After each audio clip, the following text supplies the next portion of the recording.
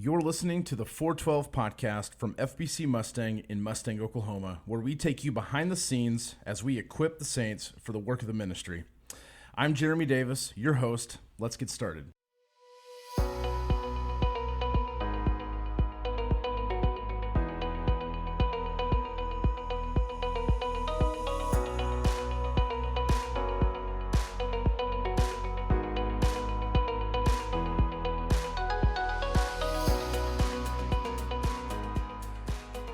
Well, it is almost Christmas time.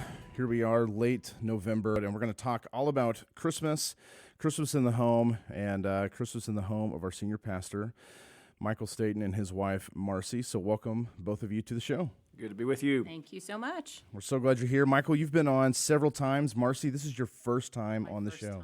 This is number one? Number one. All right. All right, very good.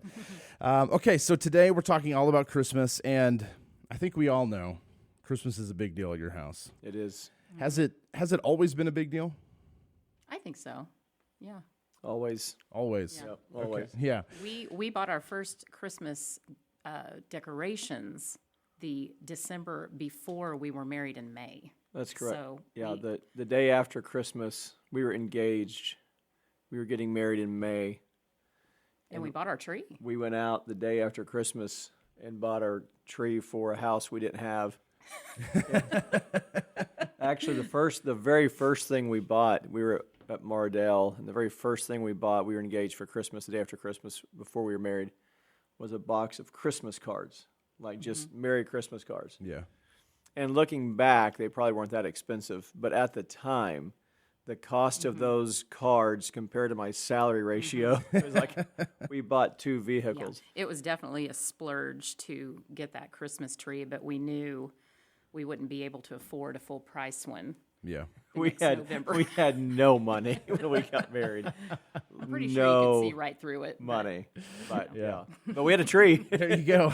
We had a tree. Priorities. Yeah. Priorities. You got them straight at least. Absolutely. Okay, so tell us a little bit about growing up. For each of you, was Christmas a big deal? Because I think we all know that Michael loves Christmas. He loves to decorate for Christmas. There's rules that we will get to about decorating for Christmas that I think are important for people to know. But growing up, kind of where did this love for Christmas and the decorating and all that stuff come from? So Marcy, what was Christmas like for you? Christmas for us was mainly centered on Christmas Eve. Okay. We all went into my grandparents' house in town because we lived out in the country. And the older cousins, there were tons of cousins, would take the littler cousins out for a drive at a contrived time. And lo and behold, every time when we got back, Santa had just been there and we missed him. But my grandpa was able to get a Polaroid of just his hand with a package. Yeah. Nothing else. And, you just missed him. And here's the proof right here. And we were just amazed. Too funny. That I had a similar experience. We caught just the boots of Santa as he was headed back up the chimney. But yeah. I'm not sure anybody young enough to listen to a podcast knows what a Polaroid is, but nevertheless. That's true. It was the only instant gratification you had back then. Yep, that's right. Picture-wise. Too funny. Okay, so Michael, what was Christmas like for you? Yeah, Christmas was, it was a big deal at our house because my dad, when I was a kid growing up, my dad was a school teacher, taught vocal music, and then also did music ministry at church. We always had a number of Christmas concerts to go to, and so Christmas was often, the schedule was governed a bit by special concerts or church services, those kinds of things, as they are for us now. Yeah. But decorating our house was a big deal. When I was a little kid, I loved to give gifts. I loved to receive gifts. That hadn't changed. I was always anxious and eager to try to put Christmas decorations up early. Never liked it when it's time to take them down. Yeah. That's only it's different now. I do like, as much as I love to put them out, I love to put them away as well. Yeah. When I was a kid, I was always so sad when Christmas went away. Yeah. Part of my Christmas joy now is putting it back away and getting everything clean and simple again. So. Yeah. Yeah. That's But otherwise, it was pretty similar. great. So early on in your marriage, how did you begin to come to terms with, Marcy wanting to decorate at what the world would call normal times, but for the redeemed, the more extravagant times of decorating? How did you guys begin to work through that? What's your I recollection was of our going to early say, days? have we worked through that? No, we haven't. We've made it happen, but we haven't. We've made it happen. I think, marriage is built on compromise and trust, and we have made a deal lately of every other year. We host Thanksgiving for our children, our grandchildren, and our parents. And so on that every other year, fall stays out until after that day. Yeah.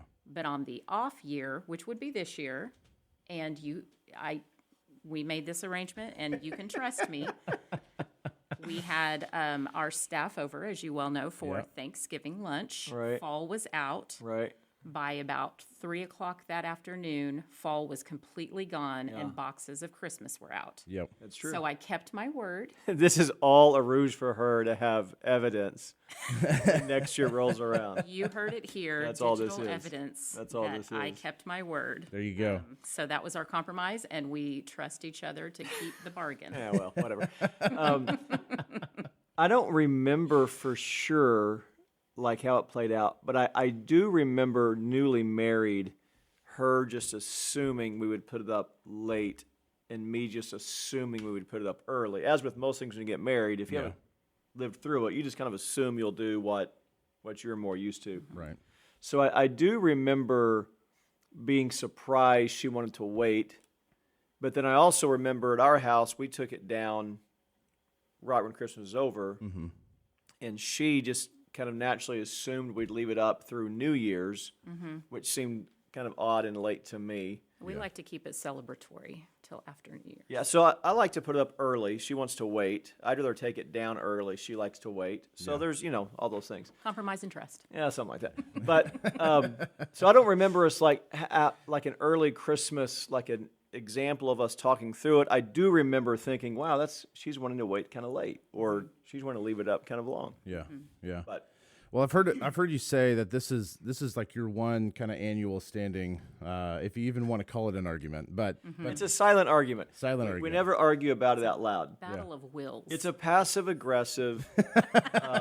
It's two people that are 50 arguing in the most gracious, peaceful, nonverbal way possible. Yeah, there you go. And honestly, it's more fun and gamesmanship than anything. Oh, sure. Yeah. Because we both love the house decorated for fall. Yeah. We both love that. And we both love the house decorated for Christmas. We Yeah. both love that. Yeah. It's just a matter of timing. Yeah. Yeah. But when you're old like us, you got, we're too smart now to waste energy with any real argument. Yeah. We never have any real argument, so we might as well have a playful one as Yeah. it rolls around once a Yeah. year. You right. got to make one up. There you go. Now, I do remember when we were newly married, we got married, went on the worst honeymoon of all time, came back, took a group of seniors I was in youth ministry, on a senior trip for a week, came back for a couple of days, then had a mission trip, came back for a couple of days, and then had youth camp.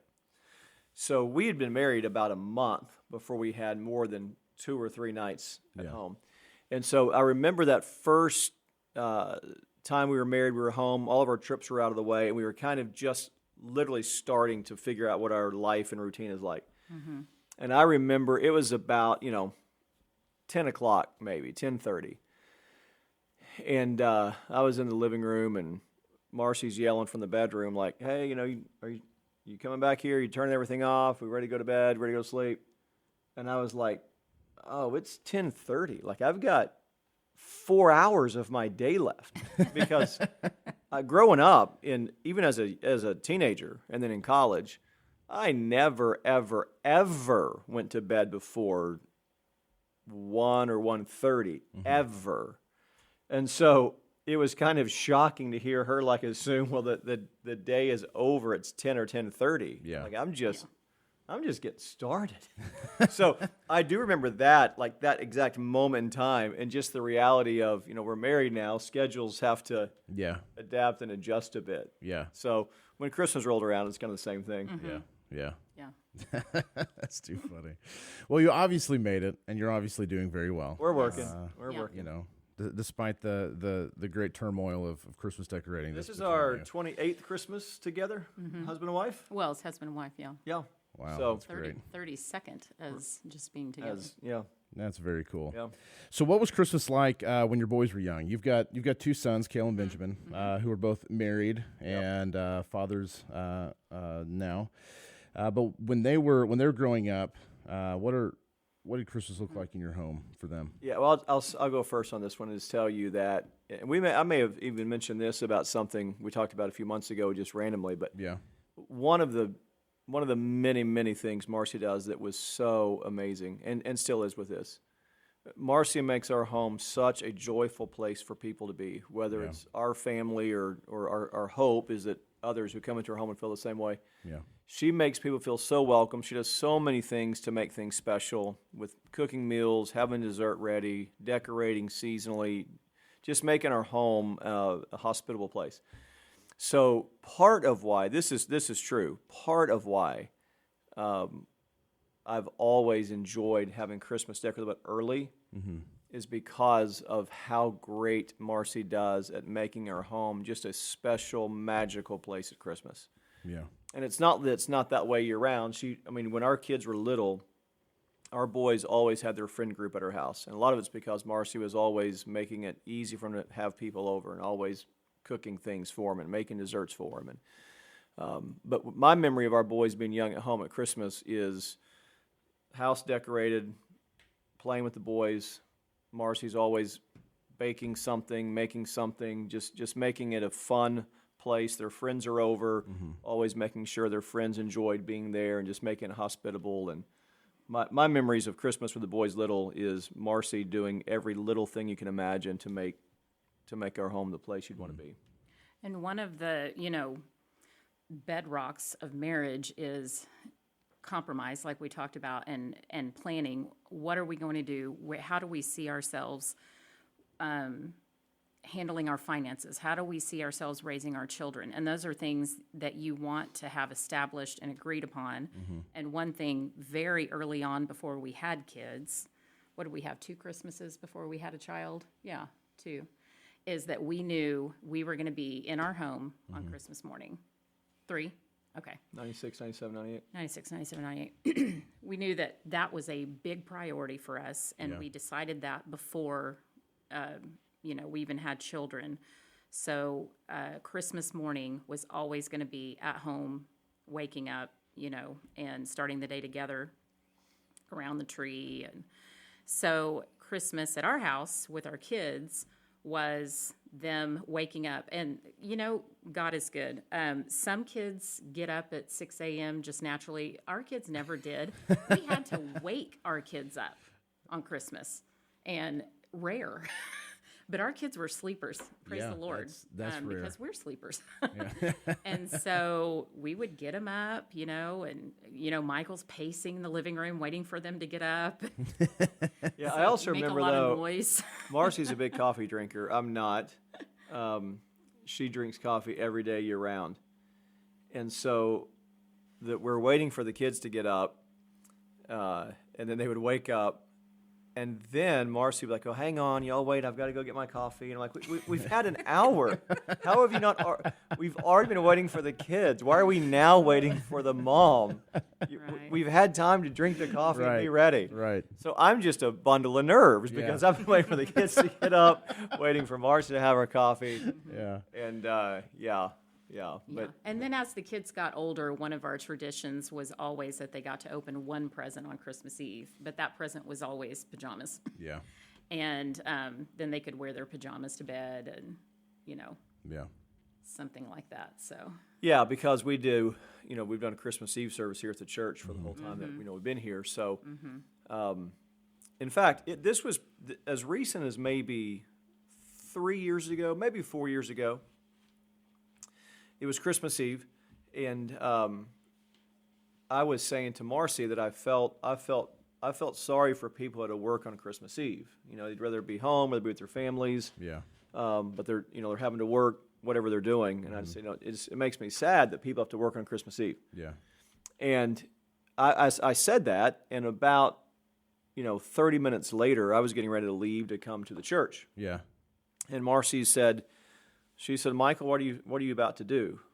I said, well, I'm about to go to the church and look over my notes for the Christmas Eve message and get the candles out for candlelight service, and we usually move some furniture on the platform for things we were doing for that service. And she said, you're going to be at church for about 5 hours by the time you leave now, before you leave when the service is over. I was like, right. And she said, you work on Christmas Eve. I'd literally never even thought of it. Mm-hmm. Yeah. Literally. We'd done it, this is probably 3 or 4 years ago. So for, 20, 21 years of my life, Christmas Eve, I was up here 4 or 5 hours, and then waiting till everybody's gone, and usually the last one to leave. And it never occurred to me that I was working on Christmas Eve. Yeah. It didn't feel, it was just part of the joy, part of the Right. fun, part of the gift, Right. part of the blessing. And of course, she's up here most of that time with me, helping to do all those things. And so it was like the first time I even realized 20 years later that, Yeah. I guess I work on Christmas Eve. But I do what I love to do, and I wouldn't trade it for anything. Right. But all that to say, so our life and our Christmas Eve, she mentioned Christmas Eve growing up being a big deal. It still is at our family. But a lot of it is centered around, we do the Christmas Eve service at church. Yeah. This year we're having to do 2 just because of space and attendance. And so our traditions are kind of built around that. Yeah. And we've always gone to IHOP as a family after Christmas Eve service. Except one year IHOP closed randomly. Yeah, and there so was a chain on the door. There was a chain. We went to IHOP and it was chained up on Christmas Eve. We were This is like, the worst Christmas ever. But we went And to Waffle House. Ah. Drop the W. Yeah. Waffle Appropriately, it House. was Awful House. That's funny. But so our Christmas Eve traditions have been, we're at home hanging out together, going to Christmas Eve, coming to the church to prepare for the service, doing a Christmas Eve service, going to IHOP, going home. And I think one thing about us too, as parents, is we love tradition. We love our traditions, but we also want to be flexible. Yeah. And our kids' lives have changed dramatically this year. Right. Each of them having a child. And so we may not be at IHOP at 11 o'clock at night this year. That's okay. We want to spend our Christmas with our family in the way that's most, helpful for them. Yeah. And we're not going to use, guilt or anything like that to hang on to traditions. We don't ever want our kids to feel obliged to keep going with our traditions because they want to make their own. That's right. That's right. I think good traditions help to bless people, not to make people feel like they're not allowed to change and grow. Absolutely. And so, like Marcy said, a big change for us this year, or a couple of years ago, our kids get married, and now our kids have kids. Yeah. And so their individual families, both sons are a family of 3, each of them. That's their first priority now. Right. It's not us. Their first priority is their wife and their child. Yeah. And so we know that. We recognize that. They love us. We love them. We want to be with them. They want to be with us. And every tradition that we all love that still works, we want to keep it. But sometimes traditions go away because life changes, and it's just a time to embrace new traditions and new things. And, and that's great too.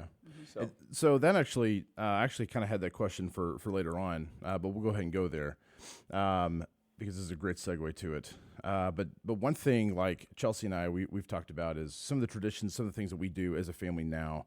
One of these days, our kids won't be there because in reality, our children are temporary occupants of our home. Right. Absolutely. Our immediate family will always be Chelsea and I, and until one of us dies, I guess. But for those traditions, especially around holidays and around those things, we regularly remind one another that this is great right now.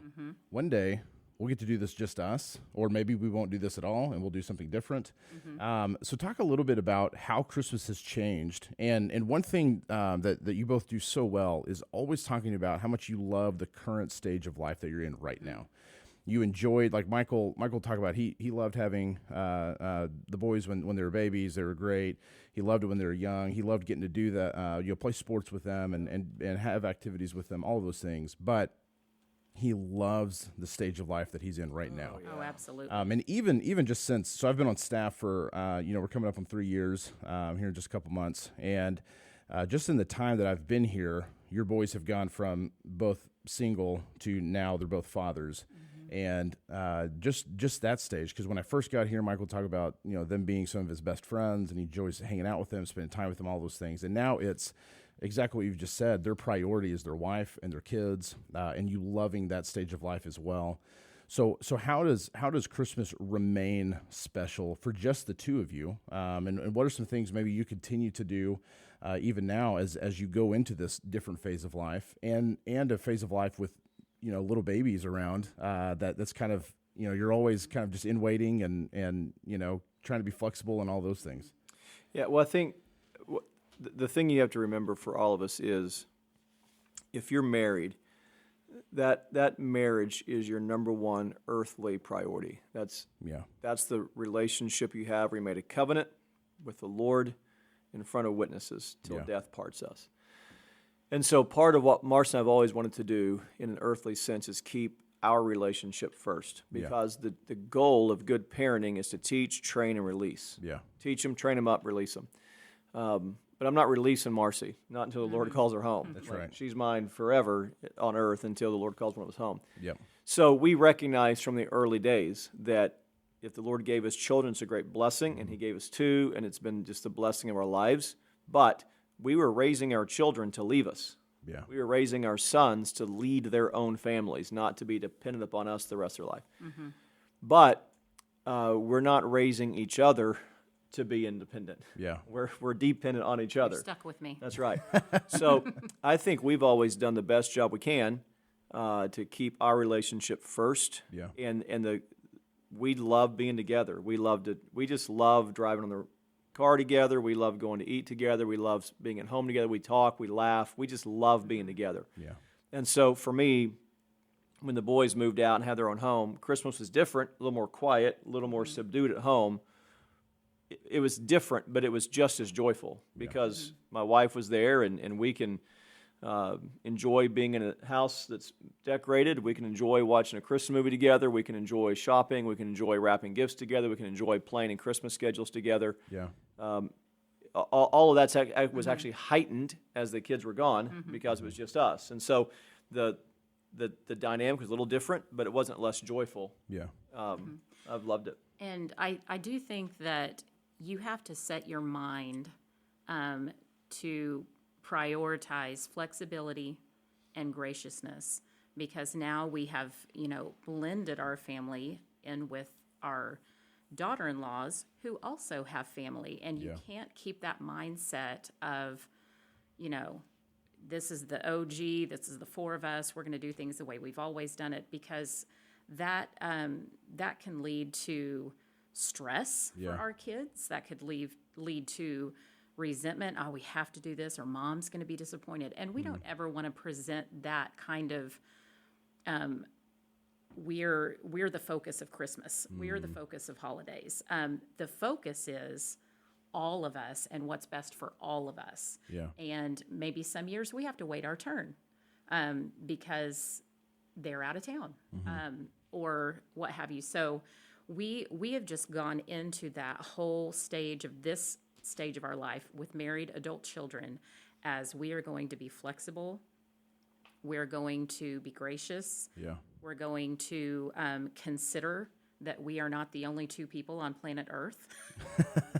and Christmases will come and Christmases will go. Yeah. And sometimes they'll be at our house, sometimes they won't. And so we want to go in with that, what is best for all of us, not just what is best for the two of us. Right. And like Michael said, we're so happy with just the two of us. We've again set our mind from day one of getting married that we're the the steady in all of this. Our kids are going to pursue other things, go different ways. They're going to disagree with us on how to do things, and that's okay because they're adults and they get to set their own course for their own lives. Yeah. So it's just the two of us, and we're happy to. He can't leave me for Christmas and go off somewhere. Right.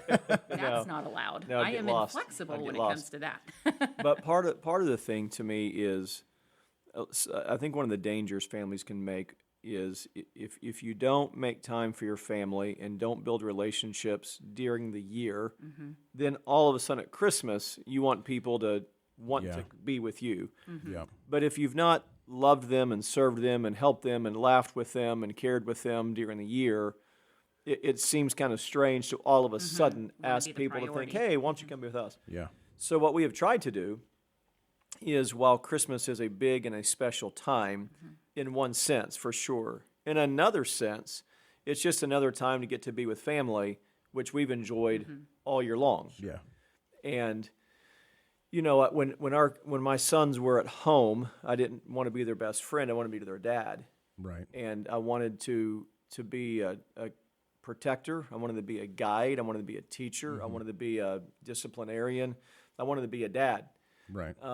But part of the joy as your kids get older is that dynamic changes a bit. So I'll be their father, as long as I'm alive. But now I have raised my best friends. They weren't my best friends when they were teenagers Yeah. because, I could take their teenagers. car keys. But now, because in God's grace, we've been able to do that imperfectly, but I think effectively. So now my sons are my closest friends. Yeah. And so why wouldn't they want to be with us? And why wouldn't we want to be with them? Yeah. However, like Marcy rightly said, we also recognize that they married two sweet girls that have families. Yeah. And they want to be with them too, and we want them to want to be with them. Yeah. And we love our two grandchildren, but the other grandparents love them as much as we do. Yeah. And we're glad about that. Like the more people that love our family, the better. So I think it's just recognizing that when you cultivate relationships, it is a natural thing to want to be with them. Yeah. And Christmas is just one expression of that. If Christmas was the only time that we tried to make family things special, it would be a bit hollow. Yeah. Yeah. That's great. Okay, so backing up just a little bit, back to when your boys were young. I know you put a lot of effort into making Christmas special and meaningful. What were just some practical ways that as a family you tried to draw out some of the spiritual significance of Christmas time with your boys? Yeah, a couple of things I'd say right off the bat. One is, my answer to that would be very, very similar to what I said about even as adults, them spending time with us. Yeah.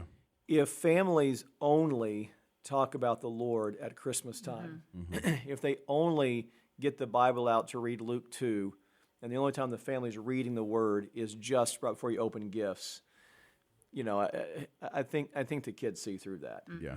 So to me, the first priority of making Christmas in your home Christ-centered is that you've done that the other 10 and a half months out of the year too. Right. If it's the only time you do a family devotion, if it's the only time you talk about spiritual things, the only time you pray together, that something seems weird. So I think the way you make Christmas special in one way is by making sure you're just continuing what you've already prioritized throughout the year. So we did family devotions when our boys were at home. Typically, when we had school the next day, we did family devotion that day. So the weekends we may, but sometimes they're working late or they were, at a football game or had jobs, whatever. But typically our standard rule, and there was deviation to it, but when we had school the next day, we did family devotions that night. And so when Christmas rolled around, it wasn't odd that all of a sudden we were talking about spiritual things. And so we would do family devotions during the year, and we would do them when the house was decorated for Christmas. It was kind of more beautiful that time of year, but in some ways it wasn't new. It wasn't new. Yeah. Yeah. Yeah. And we tried to teach them, compassion and to be giving throughout the year, like having a World Vision child. We'd send them something special at Christmas and talk about, them and how, the Lord came to save all tribes, every tongue, Yeah. And so, though this child that they knew, I think, what was his name? One of them was Muhammadi. For our kids, and- Lee, we had Muhammadi, Trio yes. Hindoko was the first one, going back 30 years. Doko. Yeah. These cute little children. And our kids would pray for them. We would talk about how, they don't speak English and they may not have a church to go to. Yeah. I remember Kale praying for Muhammadi. Oh, yeah. When Kale was He little. very fervently. He felt connected to Muhammad because he was his age. Yeah. Right. And so we taught them about, you're getting Christmas presents this morning. You're getting a belly full of good food. You've got family that love you. You have a church and Sunday school teachers and pastors that all love you. Well, not every kid has that, you know, and let's talk about, how you can be thankful, not just at Thanksgiving, but also at Christmas. And you took them with you when we were doing like Operation Christmas Child shoe boxes and helped them Oh, pick sure. out We went things. shopping together and talked about, they would say, why are we getting a bar of soap? And I'm, because where this box is going, they may not have that, Yeah. Yeah. And so, why are we getting a toothbrush? Yeah. Yeah. And we wanted we had our kids save some of their own money they had earned from allowance or different things to buy gifts for other people. Yeah. We taught our kids how to worship the Lord through giving to the church. We taught our kids to give Christmas gifts to their sibling, to their parents, trying to cultivate within them a sense of generosity. Yeah. And, for me, honestly, I've always loved giving gifts and receiving gifts. But the act of joy in giving, in a human sense, I owe that entirely to my wife because when Marcy and I got married, she was such a generous giver, and yet she had nothing. Like when we got married, she was broke. Yeah. Yeah. I- I wasn't poor. I was po. I inherited my savings and her debt. We put them together. But she, in spite of that, was the most generous person I knew. And when we were newly married, we made very, very little income. And yet Marcy was always generous. Even a couple of occasions where it frustrated me because I'm like, we don't have any money. And she's like, we're fine. We can give this away. And so my children grew up in a house with a mom who was a selfless, hardworking, generous person, not just at Christmas, year-round. In fact, at our Family Matters, October 27th, on Marcy's 50th birthday, just recently, Oh, you had to bring that up. my boys were with me on stage there and did some Q&A about their mom growing up. Yeah. And I asked them, without them knowing, what words they would use to describe Marcy. And the first two words that came out of my son's lips was selfless and hardworking. That's just who they grew up watching. Yeah. And the Lord used her to grow me in those areas significantly. Yeah. And so Christmas was a time where those attributes were displayed, but not that they went back in hibernation for the rest of the year. It's just where they were magnified the most. Another thing that we kind of harped on a little bit at Christmas time especially, and birthdays were, they didn't have any money, they didn't have jobs when they were littler, but we would give them, some money to buy their brother a gift. Yeah. And they would say, well, what can I get him? And we would say, well, let's talk about that. What do you know about your brother? Right. What is he like? Focus on the things that you know through your relationship Put with some him. thought into this. Put some thought into it. And, they do give us some ideas nowadays of things that they would like. But I always like to, through the year, have a note in my phone. I listen, I observe, and I like to get them that gift that, she remembered that I was talking about that in April. Yeah. And, it means something. Absolutely. It means something. And we're a non-gift card family. I mean, you can get a gift card or two for, them, but Michael. Let me clarify one thing. Michael likes we it would to be joyfully receive receive. a gift card from someone if you should Yeah. so feel the Lord and Holy Spirit moving you. But Michael. But for each other, we But want. for each other, no cop out gift cards. You have to put some thought into it. Put your relationship with them in your mind. What do they like? What are their hobbies? Right. What that kind of If somebody's bought a Mahogany's gift card for me for Christmas, don't take it back. Yeah. You don't need to return that. That's what I'm telling you. my But we had, we've hosted our church office staff and spouses for Christmas at our house for the whole time I've been pastor here. So our sons grew up seeing us open our home to people. We've hosted deacons and their wives for a Christmas dinner at our house the whole time I've been pastor here. We hosted for a number of years a widow's brunch at Christmas time.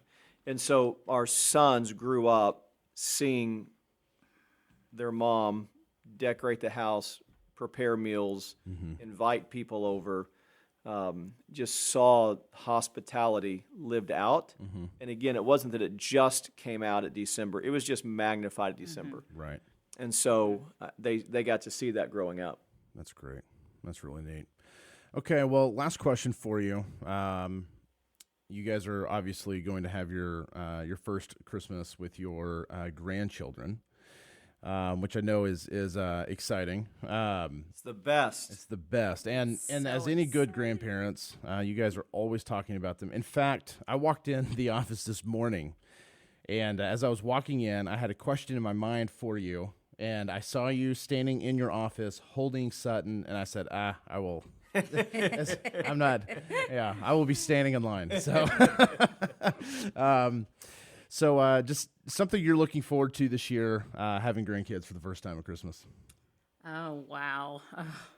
We're just so over the moon for those two babies. We feel like maybe they can grab tissue paper and pull. We're hoping.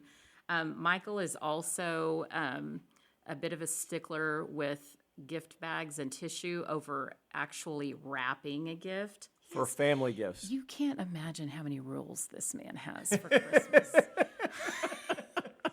He wants wrapped with tape. Yes. None of this, comp out gift bags with tissue. But for the babies. For the babies, we can do- babies, yes, I yes. think we can get them to pull some tissue out of some bags. So that's going to be very fun to see Rosie and Sutton participating in Christmas. So that'll be exciting. It is, and I'll tell you that. I mean, I'm excited about that for sure. I'm also, as Marcy is too, super excited to watch our sons and their wives get to celebrate Christmas as parents. So exciting. Yeah, Yeah. It'll be fun. yeah. Like it's hard for me to even express that, but I can't wait to be grandpa at Christmas. Yeah. But I'm more excited to watch our sons be dad. Yeah. Mm-hmm. Yeah. So Absolutely. I can't say anymore. It gets me. But Yeah. We'd be over here. This is we need to be doing these by video because Michael's no. beaming right now. He's that's great. Well, thank you guys so much for joining us today and sharing a little bit about Christmas in your home and now and in years past. We really appreciate it. I know the church is so grateful for your ministry and the way that you love all of us so well. Yeah. Church family, we're so thankful that you continue to tune in for the 412 podcast. We will have another Christmas episode coming up in just a couple weeks, again with Pastor Michael, and we're going to talk a little bit more about just some practical spiritual things you can be doing at Christmas time, his devotion, some of those things. So be looking for that. Thank you, listeners, as always, for joining us. You can catch us online at fbcmustang.org for more information about the church. We'll see you next time on the 412 podcast.